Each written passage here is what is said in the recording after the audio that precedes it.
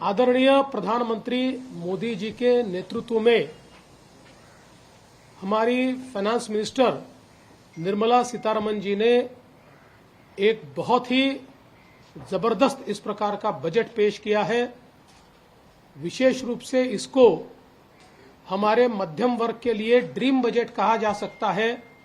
ऐसा बजट उन्होंने पेश किया है, इसलिए मैं उन्हें बहुत बहुत बधाई देता हूं।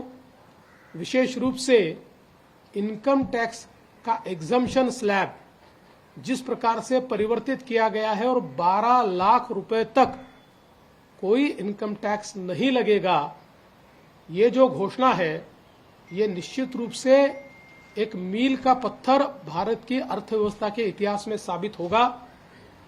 7 लाख से सीधा 12 लाख का जंप। और मैं बता देना चाहता हूं कि 2014 में मोदी सरकार ने ही 2.5 लाख तक एग्जम्पशन लिमिट लेकर वो गए थे। वहां से लेकर अब 12 लाख तक का ये सफर हमारे मिडिल क्लास, सैलरीड और हमारे जो नए तरुण हैं, इनके लिए एक बहुत ही सुखकारी इस प्रकार का अनुभव होगा। इसके कारण एक डिस्पोजेबल इनकम एक बहुत बड़े तबके के हाथों में आएगी, जिसके कारण खरीद भी होगी, डिमांड भी बढ़ेगी, एमएसएमई को भी फायदा होगा, रोजगार की भी निर्मित होगी। तो एक प्रकार से इसका एक बड़ा अर्थव्यवस्था पर इफेक्ट हमको दिखाई देने वाला है। इसके साथ साथ जिस प्रकार से कृषि के क्षेत्र में अलग अलग योजनाओं को घोषित किया है, फिर 100 जिलों में जो नई कृषि की योजना हो, या फिर जो हमारे ऑयल सीड्स है, दलहन तिलहन है, इसके लिए एक नई योजना की घोषणा हो। इस नई योजना के कारण बड़े पैमाने पर किसानों को फायदा होगा और केंद्र सरकार 100% माल खरीदने की बात कर रही है। इससे किसानों को बहुत बड़ा फायदा होने वाला है।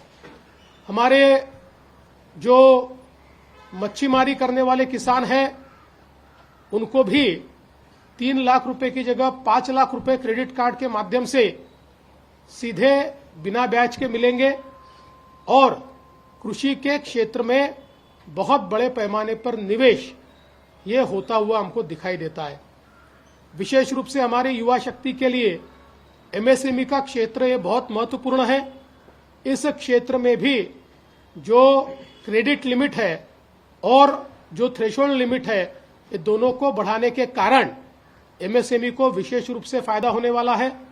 उसके साथ साथ हमारे जो स्टार्टअप इकोसिस्टम है, चूंकि महाराष्ट्र ये देश का सबसे बड़ा स्टार्टअप हब बन चुका है, तो स्टार्टअप्स को भी जो 20 करोड़ रुपए तक ऋण देने की बात कही गई है, इससे स्टार्टअप इकोसिस्टम को बूस्ट मिलेगा और हमारे युवाओं को बड़े पैमाने पर इसके माध्यम से रोजगार भी मिलेगा।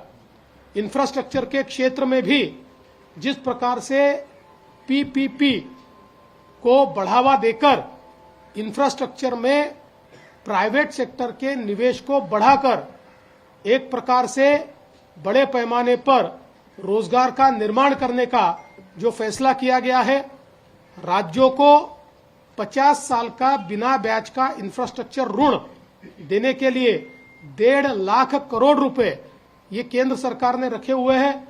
इसके कारण इंफ्रास्ट्रक्चर में भी बहुत बड़े पैमाने पर फायदा होगा। इसके साथ साथ कई योजनाएं जो केंद्र सरकार ने आज घोषित की है, मैं ऐसा मानता हूं एक पाथ ब्रेकिंग इस प्रकार का यह बजट है। 21वीं शताब्दी में एक नई दिशा देने वाला यह बजट है।